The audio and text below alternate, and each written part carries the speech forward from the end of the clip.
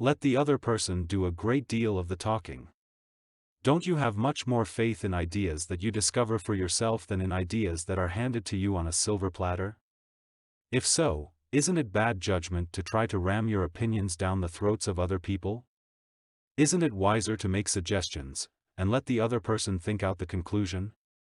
Adolph Seltz of Philadelphia, sales manager in an automobile showroom and a student in one of my courses, suddenly found himself confronted with the necessity of injecting enthusiasm into a discouraged and disorganized group of automobile salespeople. Calling a sales meeting, he urged his people to tell him exactly what they expected from him. As they talked, he wrote their ideas on the blackboard. He then said, "I'll give you all these qualities you expect from me. Now I want you to tell me what I have a right to expect from you." The replies came quick and fast: loyalty, honesty, initiative, optimism, teamwork, 8 hours a day of enthusiastic work. The meeting ended with a new courage, a new inspiration. One salesperson volunteered to work 14 hours a day, and Mr. Seltz reported to me that the increase of sales was phenomenal. "The people had made a sort of moral bargain with me," said Mr. Seltz, "and as long as I lived up to my part in it, they were determined to live up to theirs.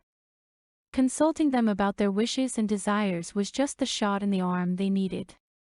No one likes to feel that he or she is being sold something or told to do a thing. We much prefer to feel that we are buying of our own accord or acting on our own ideas. We like to be consulted about our wishes, our wants, our thoughts.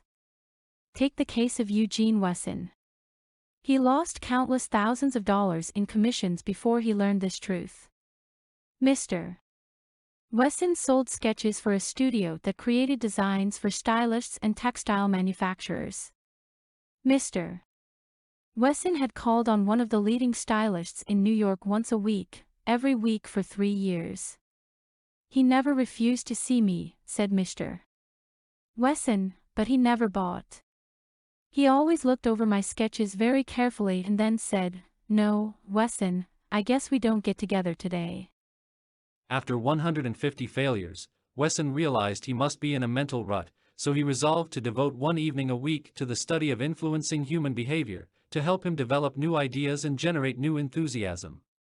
He decided on this new approach. With half a dozen unfinished artist sketches under his arm, he rushed over to the buyer's office. "I want you to do me a little favor, if you will," he said. "Here are some uncompleted sketches. Won't you please tell me how we could finish them up in such a way that you could use them?" The buyer looked at the sketches for a while without uttering a word. Finally he said, "Leave these with me for a few days, Wesson, and then come back and see me." Wesson returned 3 days later, got his suggestions, took the sketches back to the studio and had them finished according to the buyer's ideas. The result? All accepted. After that, this buyer ordered scores of other sketches from Wesson, all drawn according to the buyer's ideas. "I realized why I had failed for years to sell him," said Mr.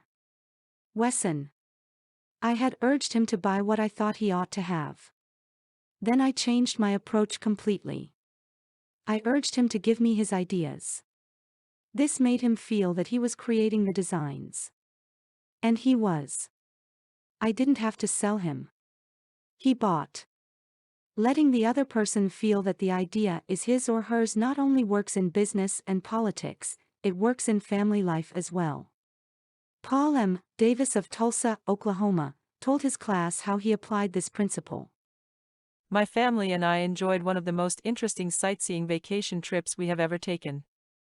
I had long dreamed of visiting such historic sites as the Civil War battlefield in Gettysburg, Independence Hall in Philadelphia, and our nation's capital. Valley Forge, Jamestown, and the restored colonial village of Williamsburg were high on the list of things I wanted to see. In March, my wife, Nancy, mentioned that she had ideas for our summer vacation, which included a tour of the western states, visiting points of interest in New Mexico, Arizona, California, and Nevada. She had wanted to make this trip for several years. But we couldn't obviously make both trips. Our daughter, Anne, had just completed a course in U.S. history in junior high school and had become very interested in the events that had shaped our country's growth. I asked her how she would like to visit the places she had learned about on our next vacation. She said she would love to. 2 evenings later, as we sat around the dinner table, Nancy announced that if we all agreed, the summer's vacation would be to the eastern states, that it would be a great trip for Anne and thrilling for all of us. We all concurred. This same psychology was used by an X-ray manufacturer to sell his equipment to one of the largest hospitals in Brooklyn. This hospital was building an addition and preparing to equip it with the finest X-ray department in America. Dr. L, who was in charge of the X-ray department, was overwhelmed with sales representatives, each caroling the praises of his own company's equipment. One manufacturer, however, was more skillful. He knew far more about handling human nature than the others did. He wrote a letter something like this: "Our factory has recently completed a new line of X-ray equipment. The first shipment of these machines has just arrived at our office. They are not perfect. We know that, and we want to improve them. So we should be deeply obligated to you if you could find time to look them over and give us your ideas about how they can be made more serviceable to your profession. Knowing how occupied you are, I shall be glad to send my car for you at any hour you specify." I was surprised to get that letter, Dr. L said as he related the incident before the class. I was both surprised and complimented. I had never had an X-ray manufacturer seeking my advice before. It made me feel important.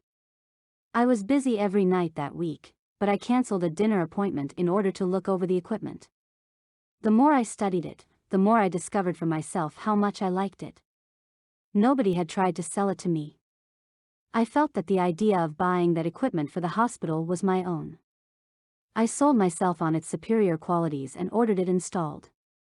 Ralph Waldo Emerson, in his essay, Self-Reliance, stated, "In every work of genius we recognize our own rejected thoughts. They come back to us with a certain alienated majesty." Colonel Edward M. House wielded an enormous influence in national and international affairs while Woodrow Wilson occupied the White House. Wilson leaned upon Colonel House for secret counsel and advice more than he did upon even members of his own cabinet.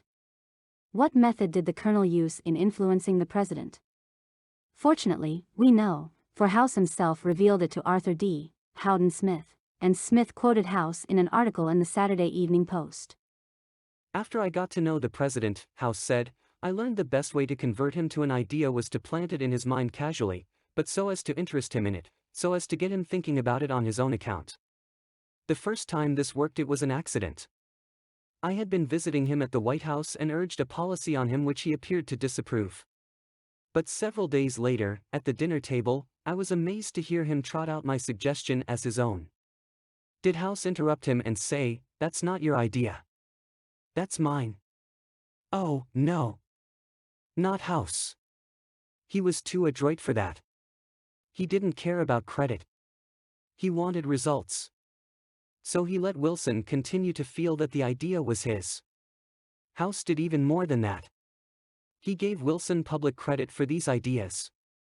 Let's remember that everyone we come in contact with is just as human as Woodrow Wilson. So let's use Colonel House's technique." A man up in the beautiful Canadian province of New Brunswick used this technique on me and won my patronage. I was planning at the time to do some fishing and canoeing in New Brunswick. So I wrote the Tourist Bureau for information. Evidently my name and address were put on a mailing list, for I was immediately overwhelmed with scores of letters and booklets and printed testimonials from camps and guides. I was bewildered. I didn't know which to choose. Then one camp owner did a clever thing. He sent me the names and telephone numbers of several New York people who had stayed at his camp, and he invited me to telephone them and discover for myself what he had to offer. I found to my surprise that I knew one of the men on his list. I telephoned him, found out what his experience had been, and then wired the camp the date of my arrival. The others had been trying to sell me on their service, but one let me sell myself. That organization won. 25 centuries ago, Lao Tse, a Chinese sage, said some things that readers of this book might use today. The reason why rivers and seas receive the homage of 100 mountain streams is that they keep below them. Thus they are able to reign over all the mountain streams. So the sage, wishing to be above men, putteth himself below them, wishing to be before them, he putteth himself behind them. Thus, though his place be above men, they do not feel his weight, though his place be before them, they do not count it an injury.